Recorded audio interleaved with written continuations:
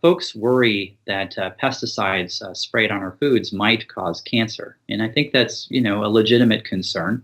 The Food and Drug Administration tells us that the pesticides that are approved to be used on our produce, for example, and in the dosing that's typically used on our foods, do not increase the risk of cancer in any way in terms of any convincing studies.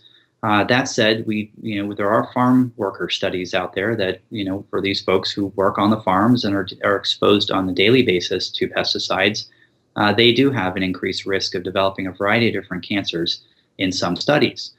So that would be suggestive that maybe there is a direct linkage between some of these pesticides, at least in higher doses perhaps, and the development of a variety of different types of cancers. My recommendation is whenever possible, try to buy foods that are not sprayed with pesticides. So that would be a labeling that would say organic. If you can afford organic foods, that would be my recommendation. Otherwise, one of the things you could also do is go to one of my favorite websites, which is the Environmental Working Group, or ewg.org, and look at their list that they produce each year called the Dirty Dozen and the Clean 15. And what you can do is you can find the produce that are on the Dirty Dozen list. Those are the ones that are considered the most toxic of them. Those are the ones that would have most of the pesticide residues. On top of that list, by the way, is an apple that's supposed to keep the doctor away. So what I would do is I would buy my produce organically from the Dirty Dozen list, and then they have another list called the Clean 15.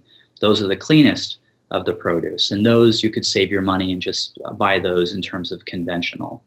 So again, whenever possible, if you can afford it, try to buy organic because of the toxic exposures that hopefully will be less in those products.